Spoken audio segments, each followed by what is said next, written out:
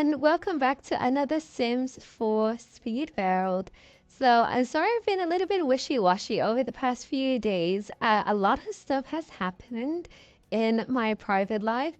One of which, I was completely befuddled when it occurred. I was like, it's not a bad thing, it's a good thing. And I was extremely overwhelmed that I don't know if, and I think a lot of people do experience this, but it barely happens to me. I was so overwhelmed with how like I just couldn't believe what was happening. Bear in mind, it's good, it's not bad. I couldn't concentrate on anything. It's like my mind was drawing blank. I was trying to build, and my mind was just like it was just wasn't processing. I was thinking to myself, I was like, come on, just build something like you could. It's not because I was doing it out of obligation. It's just because building does uh, but like I like making videos, but the number one thing is that building does give me a sense of comfort. I've said this in other videos, but it really does give me a sense of comfort. So in this time where I was extremely overwhelmed with happiness, but then that feeling of dread of I'm so happy, I feel like something's about to go wrong kind of feeling, but trying to stay positive and be like, don't think like that. Like sometimes the good things happen without like a price and stuff like that. So I was trying to stay in that mindset, but everything was just kind of getting so overwhelming for me. So I tried to build and I just couldn't build. And I think that's the one thing that it was like it was disappointing when I didn't get a video out, especially the Art Deco one. It didn't it was disappointing that I couldn't get that out, but it was more disappointing that I thought it was a disappointment.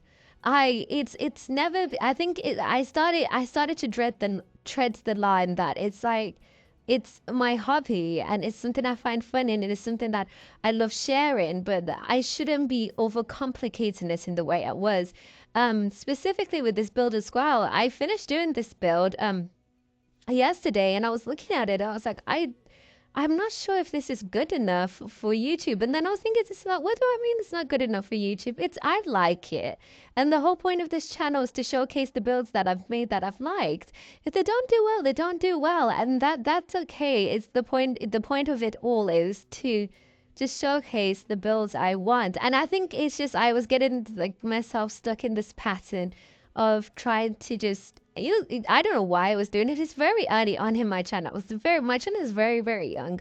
But I was already starting to get myself into this pattern of, but I don't know if it's gonna do well. And I think that's normally happens when you just get a sudden boost and then you suddenly feel like, okay, everything has to be to that extent. And it, it's good. It's always good to make sure everything is your best piece of work. And I'll always advocate to make sure that you do things good. But it's also good to realize that sometimes your best can look different. Like, I'm not trying to make this into a life lesson-y type of thing because I promise you, I'm the last person who should be giving life lesson advice to anybody.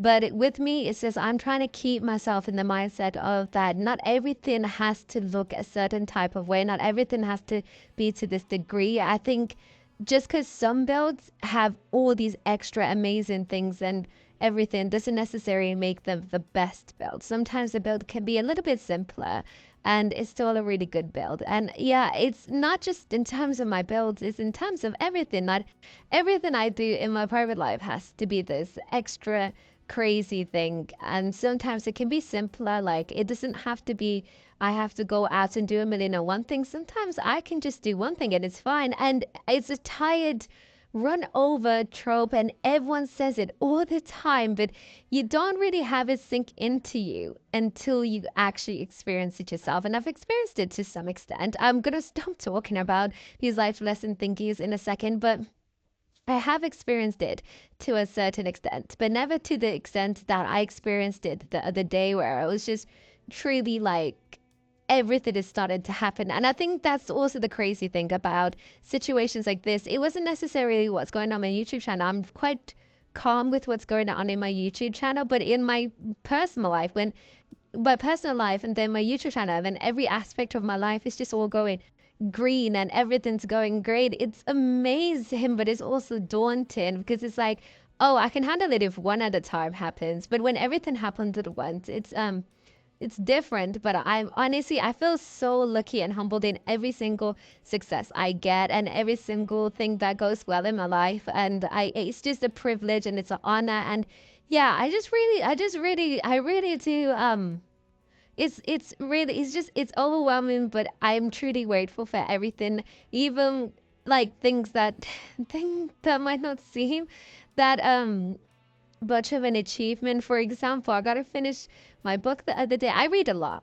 I read a lot, so it's not necessarily the biggest achievement, but it's been a long time since I got to finish an entire book because I normally like I do in my builds, it's really reminiscent of my entire personality. Where sometimes when I make builds, I just demolish it after a tiny bit. I do that quite a bit when it comes to my books as well. I read a tiny bit and I'm like, oh, I don't like where this is going. I'm just gonna get rid of it. And true, you can do that with books as well. That's perfectly fine. You can drop books, you can drop shows, but there's a lot of books that I'm just like, okay, let me give myself a second. I think I might enjoy it. Let me just give myself a second to really truly understand what's going on here. And I think that's the thing is with building and books and films and books and TV shows and books, it's you really have to give yourself the foundations of it before you can truly get to like it.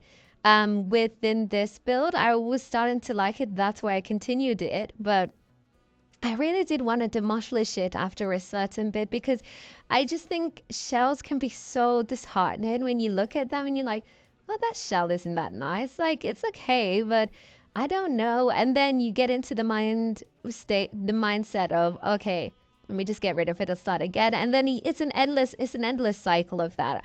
I did that with another build I built today. So I'm on a roll, but I did that with another build that I did today. I did a beach apartment high street thing. So it's like a bunch of shops down below, and then it's like some beach apartments, and it's all in the beautiful Silani. And when I was first doing it, the thing is, I have to constantly tell myself that the shell might look simple, but you haven't done anything to it. So just bear with it. And I think if I ever do, I feel like I one day want to do how to build in The Sims, but in my version, because I feel like if I say like how to build in The Sims full stop slash period, that it's going to be convoluted because I have stated in multiple different speed builds that the things that I do sometimes in my builds are convoluted ways of doing them. Like you do not have to make it that I overcomplicate certain things sometimes, but I would love to do one day how to build in the Sims tutorial. I think it would be really cool to do it. And showcase how my mind goes when building it. But I'll give a little bit of a snippet of how my mind normally works. But one thing I always say in my videos when it comes to making builds and stuff like that, and when people ask me about how I do these builds and how I come up with these builds and everything, I always say you have to trust it. You just have to bear with it and you have to be patient with it and just see where it goes. You can't just well, you can. It's a game. It's a game at the end of the day. If you want to, you can just like drop it and start over.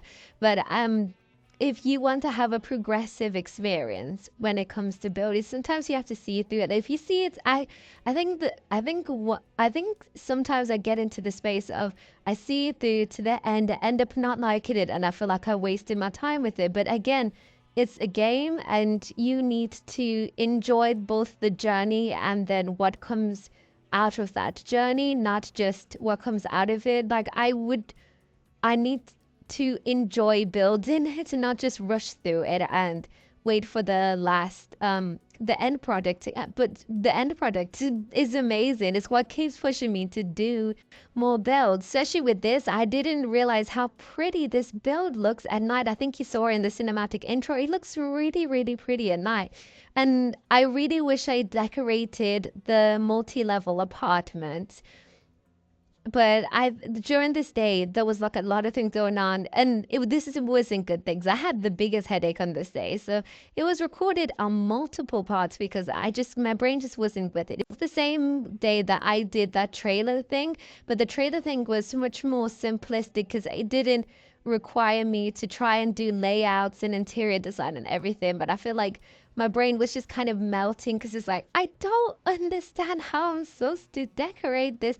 Um, I'll get into more about the interior design later, but it's just like you really do have to just trust that it's gonna look nice at the end. And if it doesn't, that's okay. You can start over, you can do it again. You have all the time in the world to do it again.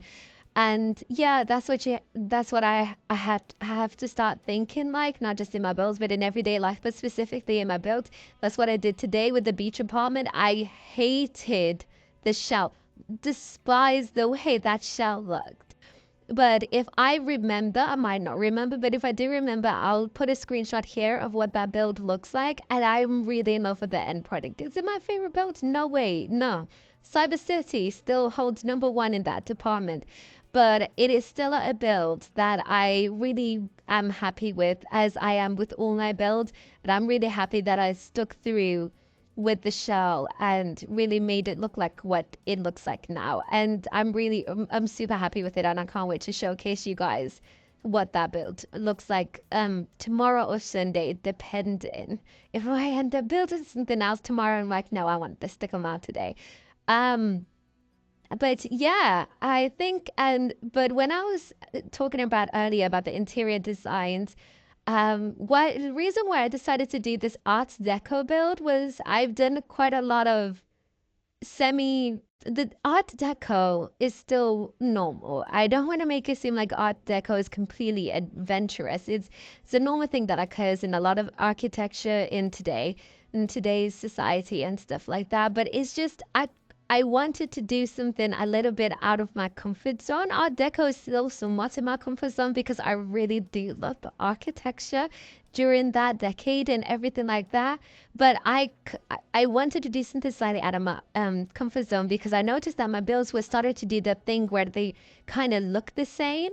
And I wanted to just kind of branch out a bit and do something a bit not crazy spontaneous like Cyber City, but a little bit more different. So I wanted to do this because it's quite simplistic. It is quite simplistic. It took me about 2 hours and 20 minutes, so it's quite simplistic. And but it still has this charm to it that I like. It's got this old Hollywood feeling to it. It's got these colors, these different things to do with the architecture that I never would have done. I don't use round walls like ever, so I decided to use them this time around, and they look very, very cute. I feel like I could have gotten away with square walls as well, but you pick and you learn. I wanted to do round for once, and the view from these balconies. Okay, I'm gonna remember now. Insert right here the view from the balcony. It's amazing from the multi-level balconies. Those views at night in South Cinquenta is amazing, and they're so pretty. So I'm really, really happy with I'm really happy with that. I'm trying my best not to say so much, but I was trying to experiment a little bit in terms of my interior design. I don't normally do I use some of the same elements I do with all of my builds as one would. Most builders do it as well, where we stay with our comforts. So my comforts are I love side lights. I love wall lights, sorry, not side lights. I love my wall lights. And I still use some of the same plants I do with most of my bowls and everything, but I do try and change it up in terms of the color scheme that I use and what I end up the color scheme I use and what I end up in terms of the style wise of the entire build. So as you can see here, I changed from the original black apartment to this white apartment just because I wanted more freedom in terms of the color scheme. So even though there is a very dominant black and white theme within the entire apartment build, I wanted to have a bit more freedom when it comes into the kitchen. So that's why I ended up changing here so I can do this green kitchen, which is by far my favorite color. Well, it's my favorite color ever. Like I love green, especially emerald green, obviously with EmeraldStories and everything. But I also just love gem tones and to have a green kitchen. I don't think I've ever built a green kitchen within any of my builds I've posted, but I do love a good green kitchen. I love green kitchens. They just so comforting to me, and they make me feel at peace with the dark earthy tones and everything like that. I just absolutely adore it, and I love the style of these dark green cabinets. Like, it can't be any type of cabinet. It has to be these ones, and I think these ones are from the Victorian from the vampires game pack. So yeah, speaking of game packs, I think the expansion packs, game packs, and stuff packs that I predominantly use within this build are vintage glamour stuff. So I use the vintage glamour stuff within this build in terms of, I think, do I use it on the sofas? I know I use it with the fireplace, with the walk-in wardrobe, some of the lights. I use it, and mostly on the castle my sim. And then the other pack that I kind of knew, but it shocked me a little bit more, and it made me question a lot more things. Um, let me say what pack it is, and then I'll go back to this point. But the other pack that I used was the high school years expansion pack. And I used that because I knew there were some Art Deco types of themed stuff within that pack, but it then made me question in the midst of doing the interior design, why is that? Like, why is there so many Art Deco themed objects within that pack? I was wondering to myself during building this, is there like a thing going on? Was like school and education a big thing within the 1920s, that Art Deco is like a huge piece within this pack? But I was just like, I'm happy and I'm lucky for it because it did allow me to use it a lot when it came to doing the interior design, because I don't know what I need to do. I'm not going to say I need to watch an interior design video tutorial because I'm not mimicking that same mistake again. But I do feel like I should do a bit more research in terms of interior design, because I kind of just do stuff willy-nilly at the moment, and I think that's what stresses me the most about interior design, because I'm not really understanding the science behind it, because there's science behind everything, and I'm not really understanding the science of how interior design works. I know there's feng shui and everything like that, but I need to understand it more. Like, I've just started to understand how kitchens work. That's why you see my kitchens are somewhat similar lately, but I will change them up a bit. But I'm only just now understanding how kitchens work. So I know about the alleyway kitchens, and then I think it's a galleyway kitchens. I'm not too sure what the technical names are, but I know where to position everything to make those different type of kitchens.